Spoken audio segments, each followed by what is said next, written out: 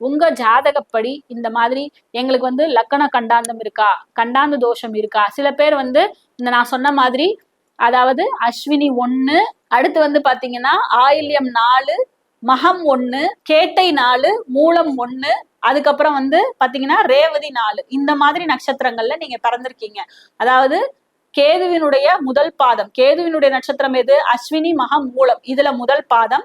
அதுக்கப்புறம் புதனுடைய நட்சத்திரங்கள்ல கடைசி பாதம், அதாவது கேட்டை நட்சத்திரம், ஆயில்ய நட்சத்திரம், ரேவதி நட்சத்திரம், இதுல கடைசி பாதத்துல பிறந்திருந்தீங்கன்னா கண்டாந்த தோஷமுள்ள நட்சத்திரங்கள். ஏன் சந்தியில பிறந்தவனேன்னு திட்டுறாங்க, யோசிச்சு பார்த்திருக்கீங்களா? சந்தியில் பிறந்தவனுக்கு அந்த குணாதிசயங்கள் இந்த அமைப்புக்கும் இருக்கும், இந்த அமைப்புக்கும் இருக்கும். அப்ப ரெண்டுக்கும் இல்லாம நடுவுல நிக்கிறவன தான் சந்தியில பிறந்தவனேன்னு சொல்லுவாங்க. எண்ணமெல்லாம் சிறகடிக்கும், எண்களெல்லாம் வழி கொடுக்கும், எந்நாளும் ராஜமுகம், எளியோரின் ஏறுமுகம். எந்த நிலை வந்தாலும் வந்த நிலை மாறாத நமது Rajanilai. Rajanilai TV, channel of astrology.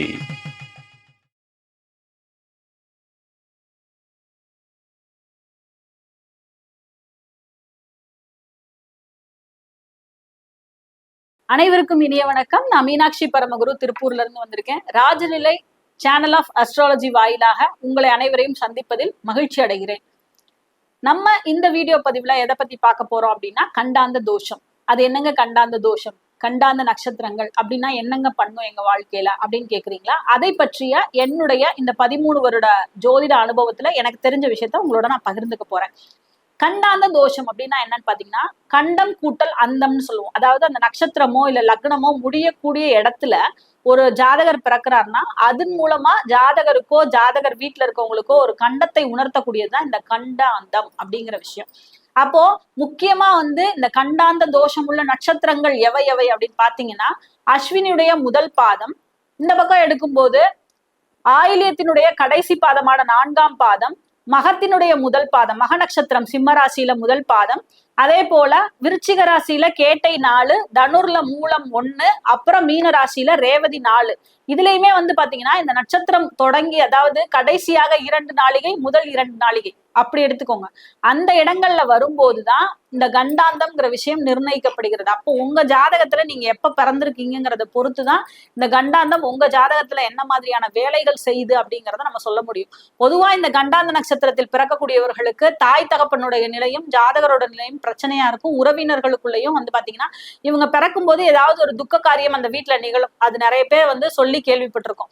அப்ப இப்படி இருக்குதான்றத உங்க ஜாதகத்துல செக் பண்ணிக்கோங்க. முக்கியமா இந்த மாதிரி நேரங்கள்ல சில பேர் என்ன பண்றாங்கன்னா, வாக்கிய பஞ்சாங்கம் திருக்கணித பஞ்சாங்கத்துக்கு டிஃபரெண்ட் இருக்கும். இப்ப உதாரணத்திற்கு ஒருத்தரோட ஜாதகம் போன வாரத்துல பார்க்கும்போது அவர் ரிஷப ராசி, ரோஹிணி நட்சத்திரம். அவருக்கு வந்து வாக்கிய பஞ்சாங்கப்படி ரோஹிணி 4 வருது, திருக்கணித பஞ்சாங்கப்படி மிருகசீரிஷ 1 வருது. அப்ப இப்படி வரும்போது தசாபுத்தின் அடிப்படையிலையும் பாத்தீங்கன்னா, இப்ப ரோஹிணி நட்சத்திரத்துல பிறந்தார்னா இவருக்கு வந்து தசாபுத்தினோட அடிப்படையில இவர் சந்திர திசை 10 வருடங்கள் அப்படிங்கும் போது இவர் 4ஆவது பாதத்துல பிறந்திருக்கும் போது இவர் கரெக்டா மாச கணக்குலதான் வரும். அந்த தசாபுத்தியோட முடிவுல இருப்பார். அப்ப இவருக்கு அடுத்து செவ்வாய் திசை ஆரம்பிக்கும். ஆனா மிருகசீரிஷ 1ஆம் பாதம்னு சொல்லும் போது பிறப்பு திசைய அடிப்படையில செவ்வாய் திசையில ஆரம்பிச்சிருவார். அப்ப இவருக்கு நம்ம என்ன மாதிரியான பலன்களை சொல்லுவோம்? உதாரணத்திற்கு ரோஹிணி நட்சத்திரத்தினுடைய அமைப்பு, இவங்களுக்கு கோபம் அதிகமா வரும். சந்திரன் உச்சமா இருக்கிறதுனால அதிகமான ஒரு ஈர்ப்பு இவங்க கிட்ட எல்லாருக்குமே இருக்கும். மிருகசீரிஷத்துக்கும் இருக்கும், ஆனா ரோஹிணிக்கு இருக்கிற அளவுக்கு இருக்காது. அப்ப இவங்க இயல்பாவே வந்து இவங்களை வந்து எல்லாருக்குமே பாக்குறவங்களுக்கு இவங்க கூட ஃப்ரெண்ட்ஷிப் பண்ணிக்கணும்னு தோணும். அதே மாதிரி தாய்மாமன் சார்ந்த விஷயங்கள்ல தொந்தரவு ஜாதகருக்கு இருக்கும். இது ரோஹிணிக்கு. மிருகசீரிஷத்துக்கு அப்படியே மாறுங்க. கொஞ்சம் கொஞ்சம் அந்த குவாலிட்டியை வந்து சேஞ்ச் பண்ணி சொல்லணும். அப்ப இந்த அமைப்புகள் இவரோட ஜாதகத்துல இருக்கா, இவருக்கு நடந்துகிட்டு இருக்கா அப்படிங்கறத கேட்டுதான் அவங்களோட நட்சத்திரத்தை நம்ம பிக்ஸ் பண்ணி அவங்களுக்கு கொடுக்கணும். அப்ப இது ஒரு ஜோதிடருடைய தலையாய கடமையாக இருக்கிறது.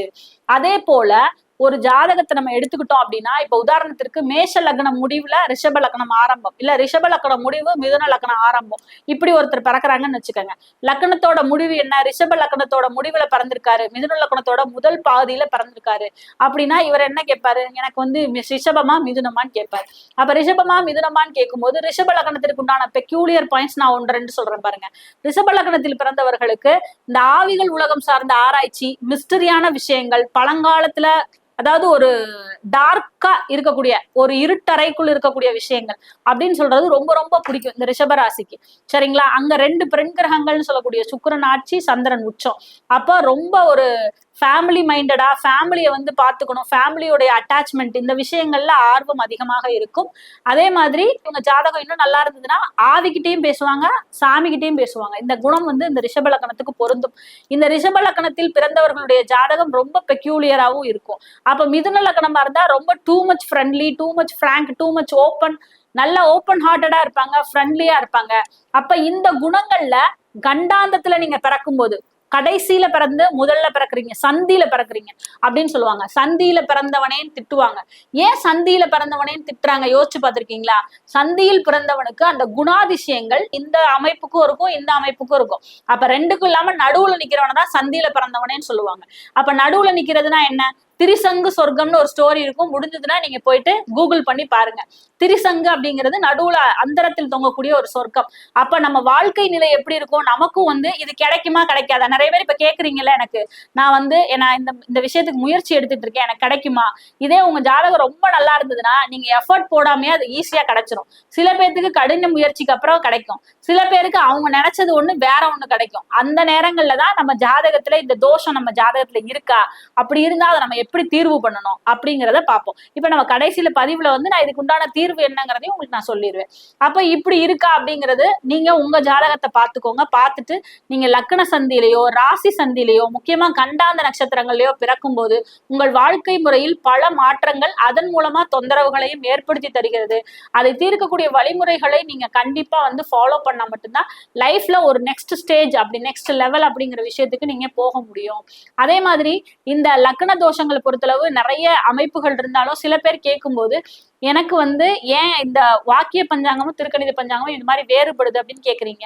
வாக்கிய பஞ்சாங்கத்தை பொறுத்தளவு அது ஆகமத்தில் உள்ளது. அதாவது நிறைய சித்தர்கள் எழுதி வச்ச பஞ்சாங்கம் தான் வாக்கிய பஞ்சாங்கம். அது கோயில்கள்ல நடைமுறை. இப்போ உதாரணத்திற்கு திருநள்ளாறுல சனி பயிற்சி ஒரு மாதிரி ஃபாலோ பண்ணுவாங்க. திருக்கணித பஞ்சாங்கத்துல நாங்க வந்து ஆல்ரெடி பயிற்சி ஆயிடுச்சுன்னு சொல்லிட்டு இருக்கோம் திருக்கணித முறைப்படி. அப்போ இந்த திருக்கணித முறைப்படி என்ன அப்படின்னு பாத்தீங்கன்னா, திருக்கணிதம் அப்படிங்கிறது ட்ரிக் பஞ்சாங் அப்படின்னு சொல்லி இங்கிலீஷ்ல சொல்லுவாங்க. சோ இது பொதுவாவே வந்து யூனிவர்சிட்டியில சிலபஸா இருக்கு. வாக்கிய பஞ்சாங்கத்தை பொறுத்தளவு நம்ம கோயில்களுக்கு, இறைவனுக்கு, இறைவிக்கு நடத்தக்கூடிய திருவிழாக்களுக்கு பயன்படுத்துறோம். மனிதர்களுக்கானது இந்த திருக்கணித பஞ்சாங்கம். அதனால நீங்க வந்து குழப்பிக்காம திருக்கணிதம் பஞ்சாங்கம் மூலமாவும் உங்களுக்கு பலன்கள் நல்லா வரும், வாக்கிய பஞ்சாங்கம் மூலமாவும் பலன்கள் நல்லா வரும். நீங்க எந்த ஜோதிடரை பாக்குறீங்களோ அவங்கள பொறுத்து உங்களோட தலையெழுத்தை வந்து அவங்க சிறப்பா சொல்லுவாங்க. அவ்வளவுதான் விஷயம். அப்போ இந்த ஜாதகங்கள்ல இந்த மாதிரியான தோஷ அமைப்புகள்ல நீங்க பிறக்கும் போது உங்க ஜாதகப்படி இந்த மாதிரி எங்களுக்கு வந்து லக்கண கண்டாந்தம் இருக்கா, கண்டாந்த தோஷம் இருக்கா. சில பேர் வந்து இந்த நான் சொன்ன மாதிரி, அதாவது அஸ்வினி 1, அடுத்து வந்து பாத்தீங்கன்னா ஆயில்யம் 4, மகம் 1, கேட்டை 4, மூலம் 1, அதுக்கப்புறம் வந்து பாத்தீங்கன்னா ரேவதி 4, இந்த மாதிரி நட்சத்திரங்கள்ல நீங்க பிறந்திருக்கீங்க. அதாவது கேதுவினுடைய முதல் பாதம், கேதுவினுடைய நட்சத்திரம் எது? அஸ்வினி, மகம், மூலம், இதுல முதல் பாதம். அதுக்கப்புறம் புதனுடைய நட்சத்திரங்கள்ல கடைசி பாதம், அதாவது கேட்டை நட்சத்திரம், ஆயில்ய நட்சத்திரம், ரேவதி நட்சத்திரம், இதுல கடைசி பாதத்துல பிறந்திருந்தீங்கன்னா கண்டாந்த தோஷமுள்ள நட்சத்திரங்கள். இந்த கண்டாந்த தோஷமுள்ள நட்சத்திரங்கள்ல நீங்க பிறக்கும் போது உங்களுக்கு மட்டும் கிடையாது, உங்க குடும்பத்துல தாயார், தகப்பனார், ஃபேமிலிக்கே கூடிய தோஷத்தை தரக்கூடிய அமைப்பா வந்து இது இருக்கும். அப்ப யாருக்கு எதை பண்ணுதுங்கிறத உங்க ஜாதகத்தை பார்த்து நாங்க சொல்லுவோம். அப்ப இந்த மாதிரியான அமைப்புகள்ல நீங்க பிறந்திருந்தீங்கன்னா நீங்க கண்டிப்பா அதுக்குண்டான கிரகசாந்தி பண்ணிக்கணும். நீங்க அதுக்குண்டான அமைப்புகளை போய் இறைவனை வந்து வணங்கி உங்களோட நவகிரக சாந்தி பண்ணிக்கிட்டாதான் இந்த ஜாதகத்திலோட தோஷம் வந்து கொஞ்சம் விலகும், உங்க வாழ்க்கை அடுத்த லெவலுக்கு போகும். அதே மாதிரி நீங்க ஒரு லக்கண கண்டாந்தத்திலேயோ இல்ல ராசி கண்டாந்தத்திலேயோ பிறக்கும் போது என்னோட வாழ்க்கை வந்து இப்போ வரைக்குமே புரிபடாம இருக்கு, யோகங்கள், ஒருத்தர் கூட இப்ப லைவ்ல இன்னைக்கு பார்க்கும்போது கேட்டாரு, என் ஜாதகம் யோக ஜாதகம் மாதிரி தெரியும் ஆனா யோகம் இல்லை மேடம் அப்படின்னு. அப்ப அந்த யோகம் இல்லைங்கிறதுக்கு உண்டான அமைப்பும் இந்த மாதிரிதான் இருக்கும். சில பேரோட ஜாதகத்துல பாத்தீங்கன்னா எல்லா கிரகமும் யோகமாவே இருந்தாலும் எல்லாமே ராகு கேதுவோட பிடியில இருக்கும். மெயினா வந்து பாத்தீங்கன்னா இந்த 91, 92 இந்த காலகட்டத்துல வந்து பாத்தீங்கன்னா எல்லாருக்கும் ராகு கேதுக்குள்ள கிரகங்கள் கட்டுக்குள்ள வந்திருக்கும். அப்ப அப்படி இருக்குது உங்க ஜாதகத்துல ராகு கேதுவினுடைய பிடிக்குள்ள எல்லா கிரகமும் மாட்டி இருந்தாலும் இந்த மாதிரி தோஷ அமைப்புகள் இருக்கும். அப்ப எனக்கு இப்படி தோஷம் இருக்கு, நான் என்ன பண்ணணும்? இடைவிடாத பிரதோஷ வழிபாடுகளை பண்ணும்போது உங்களோட தலைவிதி மாற்றப்படும். நிச்சயமா பிரதோஷ வழிபாடுகள் அப்படிங்கிறது வந்து பாத்தீங்கன்னா மாதத்துல ஒரு தடவை அந்த பிரதோஷம் வரும்போது இறைவனை போய் சிவபெருமானை வந்து பாத்தீங்கன்னா தேய்பிரையில வர்ற பிரதோஷம் ரொம்ப சிறப்பா இருக்கும். அந்த நேரத்துல போய் வணங்கும் போது நிச்சயமாக உங்களுக்கு ரொம்ப நல்ல ஒரு பலன்கள் கிடைக்கும். இறைவனை வணங்கும் போது இந்த கண்டாந்த தோஷத்துல இருந்து விடுபடக்கூடிய தன்மை. அதே மாதிரி நீங்க கண்டாந்த நட்சத்திரங்கள்ல பிறந்திருந்தீங்கன்னாலும் தேவிப்பட்டினம் மாதிரியான முக்கியமான ஸ்தலங்களுக்கு சென்று அங்க நாங்க நவகிரகத்தை வந்து வணங்கி நவகிரக சாந்தி செய்யும் போதும் இந்த கண்டாந்த தோஷத்துல இருந்து விடுபடக்கூடிய தன்மைகளாக இருக்கும். சோ இந்த வீடியோ வந்து கண்டிப்பா உங்களுக்கு பயனுள்ளதா இருக்கும் அப்படின்றத நம்புறேன். உங்க ஜாதகத்திலே இந்த மாதிரி கண்டாந்த நட்சத்திரங்கள்ல நீங்க பிறந்திருந்தீங்கனாலும் சரி, இல்ல லக்னம் வந்து எனக்கு புரியல, கன்ஃபியூஸா இருக்கு, ஜாதகம் வந்து ஃபிக்ஸ் பண்ண முடியல அப்படின்னாலும் கால் பண்ணும்போது உங்களோட ஜாதகம் எப்படி இருக்குங்கிறத பார்த்துட்டு அதுக்கு உண்டான சொல்யூஷன்ஸ் வந்து நாங்க சொல்றோம். அதே மாதிரி ஜாதகம் எழுதணும் அப்படின்னாலும் பிரசன்ன முறையில, இப்ப நிறைய பேருக்கு ஜாதகமே இருக்காது இல்லையா, அப்ப ஜாதகம் இல்லாதவங்க பார்த்துக்கணும், உங்களுக்கு ஏதோ ஒரு முக்கியமான விஷயம் உங்க லைஃப்ல இருக்கு நீங்க கேட்கணும் அப்படின்னா பிரசன்னம் மூலமா நீங்க ஜாதகம் பார்க்கணும்னாலும் நீங்க ஸ்கிரீன்ல தெரியுற என்னோட நம்பர் கால் பண்ணுங்க. நான் கண்டிப்பா உங்களுக்கு வந்து ஹெல்ப் பண்றதுக்காக காத்திருக்கேன். வாழ்க வளமுடன். நன்றிங்க.